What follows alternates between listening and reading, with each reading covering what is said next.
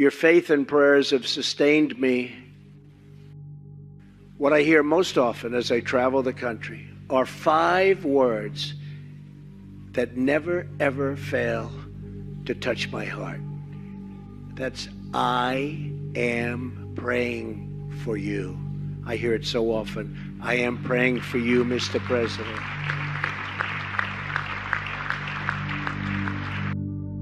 Most importantly, I brought my Bible. Okay? But my father came from a Kenyan family that includes generations of Muslims. As the Holy Quran tells us, the Holy Quran teaches that, the Holy Quran tells us, and the Holy Quran also says, Assalamu alaikum. Thank you. And Eid Shoma Mubarak. To whom much is given, much is expected. I was sworn in on the very Bible from which my mother would teach us as young children. My mother gave me this Bible, this very Bible, many years ago.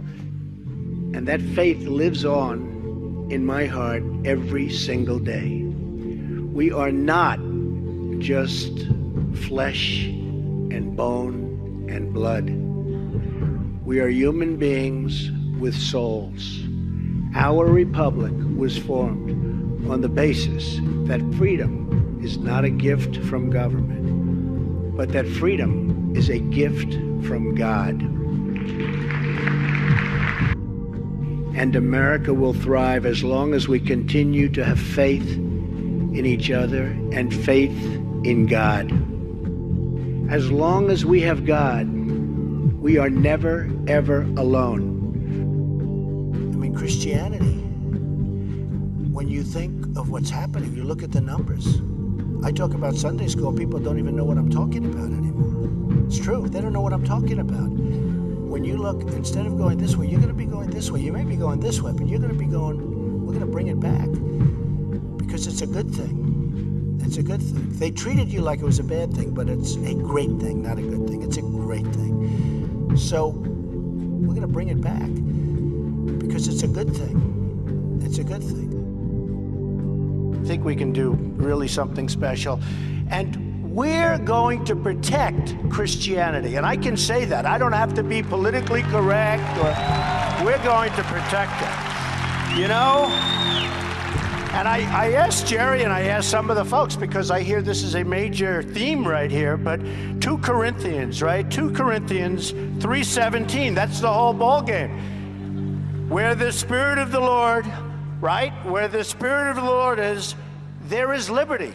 And it's so representative of what's taken place. But we are going to protect Christianity. And if you look what's going on throughout the world, you look at Syria, where if you're Christian, they're chopping off heads. You look at the different places, and Christianity, it's under siege. I'm a Protestant. I'm very proud of it. Presbyterian to be exact. But I'm very proud of it. Very, very proud of it. And we've got to protect, because bad things are happening. Very bad things are happening. And we don't, I don't know what it is. We don't band together, maybe. I will tell you, Christianity is under siege, whether we want to talk about it or we don't want to talk about it. And if I said some of the things about Christians that I've said about the Muslims, where we have a problem, and it's a problem we have to talk about, and I brought it out, I took a lot of heat for bringing it out, and I will tell you that now people are saying he did a great service. Just like when I brought out illegal immigration, everybody went crazy about Trump. How could he say that? And then about 2 weeks later, everyone's trying to say, well, you know, Trump's right, because they see the murder of Kate in San Francisco and Jamil in Los Angeles and so many others, the tremendous crime, and what it does to your economy. So I brought these things out. I feel I have an obligation to bring them out. You know, remember, I'm self-funding my campaign, so I don't have anybody speaking in my ear. So I just have to say this because, you know, I'm a true believer, and you're many true believers. I hope all. Is everybody a true believer in this room? But Christianity is under tremendous siege. And if I said that about Christians, I would have less backup than by saying it about Muslims. I had tremendous backup. Now everyone's saying, wow, it was such a great thing to say because now everybody's talking about it. I mean, people are flying planes into the World Trade Center. Let's talk about it. People are shooting in California. People are shooting in Paris. 130 people killed in Paris. Nobody wants to talk about it. We have a president that doesn't want to say radical Islamic terrorism. He doesn't want to talk about radical Islamic terror. He doesn't want to even mention it. It's like it doesn't exist. It exists. And I'll tell you something. If I said that about Christians, and if I said banned, I'm telling you, I would have had less difficulty. And that's pretty sad because we're Christians. I'm Protestant, I'm Presbyterian. Are you surprised to hear that? Yeah. I always like to bring my communion pictures along. Sometimes I'll bring a communion, but I didn't want to. I think you believe me, right? You've seen it. But the power of our group of people together. I mean, if you add it up, I was trying to do it the other day. I was with one of the great ministers. And I said, you know, if you think about this country, because now you're talking about men and women, you're talking about together. So the group is larger, Christians in this country is larger than men or women. And I said, how many Christians do you think? And it could be like 240, 250 million, you know, a big portion of, and yet we don't exert the power that we should have. Now, I think some of the churches are afraid of their tax status, to be honest. You know, they're afraid they're going to lose their tax status if they get too political. Some of them just can't endorse. But you know, the fact is that there's nothing the politicians can do to you if you band together. You have too much power. But the Christians don't use their power. They don't use your power. And honestly, you have, by far, it's the strongest. I mean, you talk about lobbies, you have the strongest lobby ever. But I never hear about a Christian lobby. I hear great people like the pastor. I hear some unbelievable people. Many, many friends are ministers, and lots of them have endorsed me already. But I have to tell you that we don't hear about strength, and we have to strengthen because we are getting, if you look, it's death by a million cuts. We are getting less and less and less powerful in terms of a religion and in terms of a force. And honestly, whether it's one leader or a number of people, potentially you have tremendous power. When they don't want to say Merry Christmas in department stores anymore. I won't shop in places that don't say Merry Christmas. Guess what? I don't do too much shopping because, no, it's true. When I see these stores and they have a red wall and they have nothing on it, they don't want to say Merry Christmas anymore. I say, why don't you say Merry Christmas? Well, we're not allowed to. The owner doesn't want us to. These big department stores, they're not allowed to. And I'll tell you one thing. We're going to be saying Merry Christmas again. Just remember.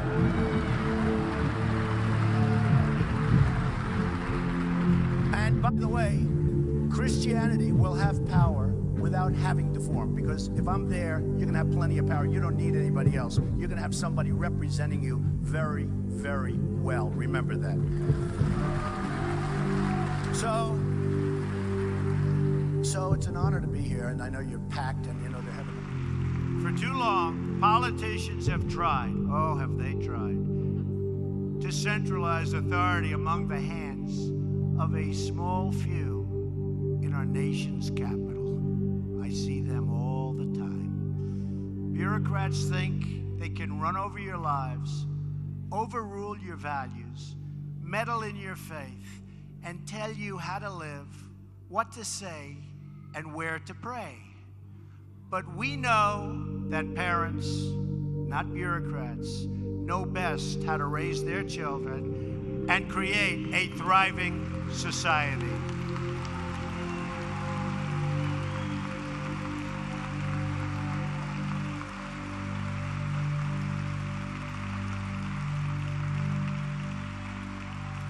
And we know that families and churches, not government officials, know best how to create a strong and loving community.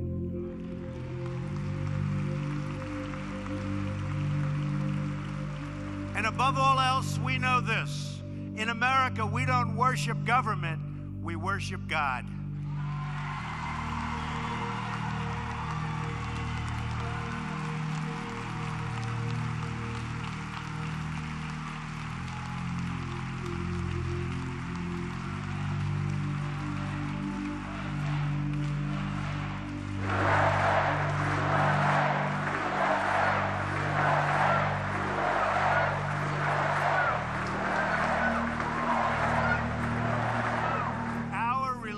liberty is enshrined in the very First Amendment in the Bill of Rights. The American founders invoked our Creator 4 times in the Declaration of Independence. Benjamin Franklin reminded his colleagues at the Constitutional Convention to begin by bowing their heads in prayer. I remind you that we're going to start saying Merry Christmas again. I also want to speak to all of the people, see, you thought I forgot, in our faith community who are here with us tonight, veterans and non-veterans alike.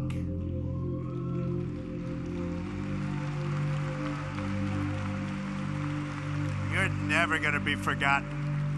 You'll never be forgotten. My administration will always support and defend your religious liberty.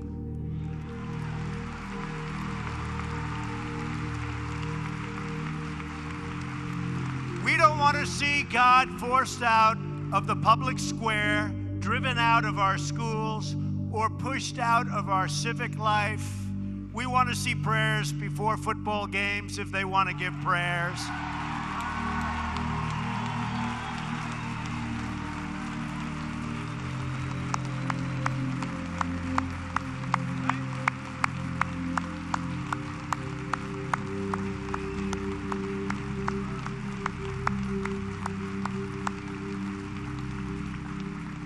We want all children to have the opportunity to know the blessings of God. We will not allow the government to censor sermons, to restrict the free speech of our pastors and our preachers and the people that we most respect. Like Robert.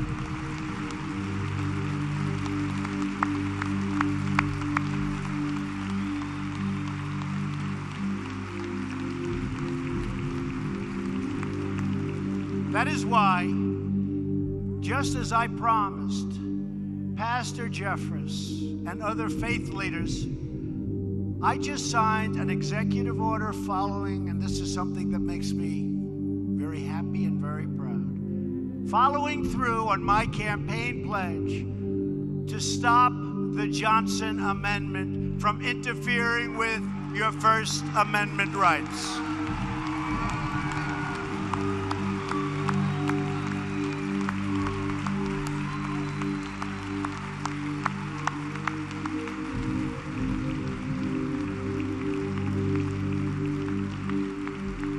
As long as I am president, no one is going to stop you from practicing your faith or from preaching what is in your heart. We want to hear him.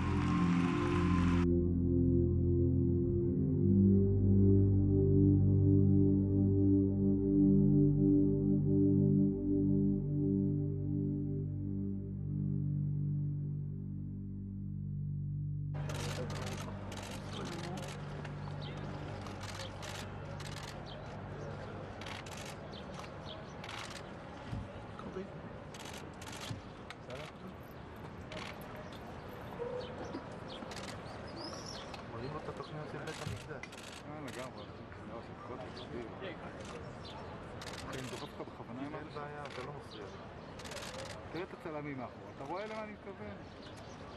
אוי, באמת. מי שהוביל אותם. עוד אחד יש.